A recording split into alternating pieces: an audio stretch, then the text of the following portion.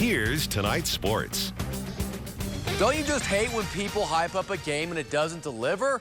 Well, tonight's Vikings and Cowboys game, nothing like that. This one lived up to its billing. Yeah, Garrett, today has been the day that's been 7 months in the making as Steve Alford officially makes his debut as Nevada's newest head coach. We looked at a couple of teams around the area. I looked right ahead of the High Desert League schedule. Looked at Reed and Reno. I was like, I'm circling that game. Well, guess what? That game's tonight. Let's look right now. 7-7 as we speak. Oh, you don't see that too much in high school football.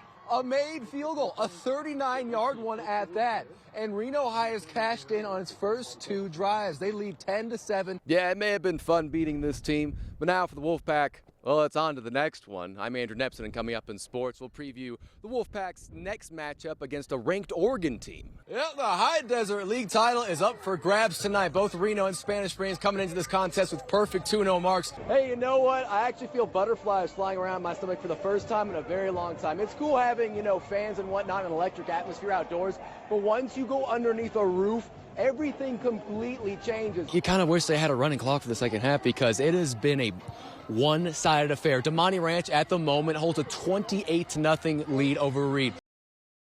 My dad was my everything. He was my role model, my best friend. Senior Bishop Minogue pitcher Luke Metzker had a special bond with his father, J.K., growing up. Luke says he fondly remembers playing all kinds of sports with his dad in the backyard as a young boy.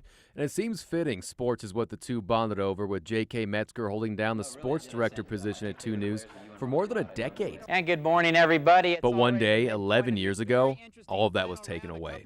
J.K. died after being struck by a vehicle in a hit-and-run accident. Luke was only 7 years old. Life was it was tough. Like, losing your role model and your best friend, I can't even describe how hard it was, but thankfully my mom was there for me. But a little more than 2 years later, tragedy struck again as Luke's mother, Jamie, died after a 6-year battle with breast cancer. It was the worst, and I can't even describe how I was feeling. But again, that community that I had built up, they were all there for me. Most especially his aunt and uncle, Debbie and Dan Gerbatz. The pair took in Luke and his 2 older brothers immediately after both parents had passed.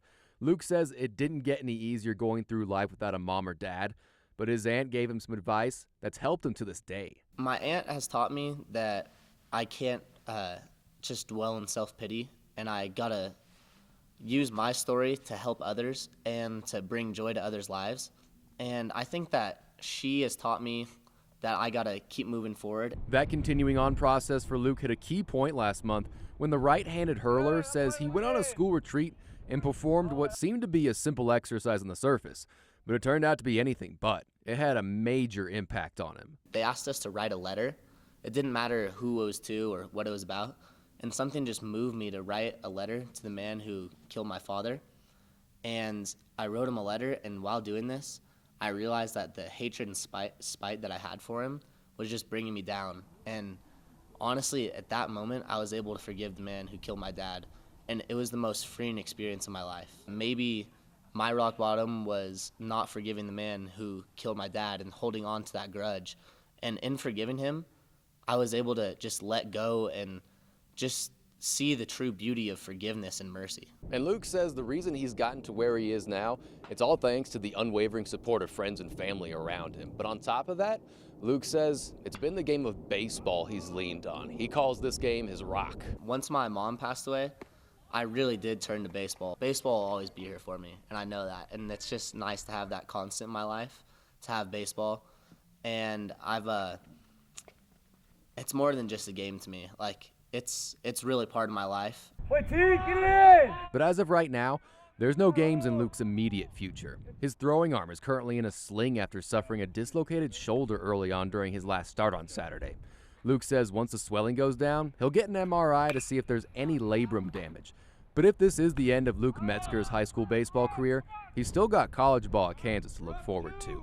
Regardless, he says he knows both his mom and dad would be proud of the person and player he's become. Andrew Nepsund, 2 News Sports. Reno native and 2-time Olympic gold medal freestyle skier David Wise is no stranger to injuries. In my sport, it's not really a question of if you're going to get hurt, it's when and how severe. I've had 2 ACL reconstructions. I've actually been fairly fortunate, broken my collarbone a couple times. But during a run at a film and photo session back in the spring of 2019, Wise says he suffered one that shook him up. I took one take off and was trying to land on the landing of a different feature, kind of not using it as it was intended, and just misjudged it. And that is how Wise says he not only broke the femur in his right leg, he shattered the strongest and longest bone in the human body. My first thought was, well, I might be dying right now, because if I've ruptured my femoral artery, I'm bleeding out internally, nobody's even gonna know. Fortunately for Wise, that wasn't the case, but he says there was pain. A lot of pain. Definitely the most painful, definitely the most traumatic, definitely the scariest. That's when Wise went into surgery and a rod was inserted all the way through his femur to help it heal. But as soon as he woke up after the procedure, the Worcester grad says he already knew he wanted to get back to skiing at the highest level. I knew it was going to take some time, and there were going to be some added complications, but I never second guessed whether I was going to come back or not. It was just always part of the plan. And take some time it did. 18 months of grueling rehab, and Wise says he was back to 100%. But it didn't stop there. He says thanks to the unique and rigorous training regimen from his strength coach, Max McManus, things got even better. Every month here in the gym with Max, I get a little stronger, and I realize, wow, now we've established a new 100%. I'm probably stronger now than I've ever been in my whole life. Now, my right leg is still slightly weaker than my left, but I think both legs are stronger than I ever was before. Having him do a bunch of functional movements that replicate him jumping into a pipe and having to land and absorb a lot of energy, all those hip stabilizer muscles and the strength in that leg had to be able to hold its own, as if he had to land, only on one leg. When Wise looks back on his journey, he says he realizes full well the sheer amount of people that helped him through his injury, recovery, and just life in general. He says any potential success in Beijing will be for all those folks in Northern Nevada. Grade school on, people recognize something was different about this kid, and we want to let him do what he wants to do. So if I go and win another gold medal, it's not my gold medal, it's ours. It belongs to Reno. It belongs to my hometown. It belongs to my home people, the people who had my back along the way. Wise adds he has nothing left to prove, which he says may very well make him the toughest guy to beat in Beijing on the halfpipe. Andrew Nepsund, 2 News Sports.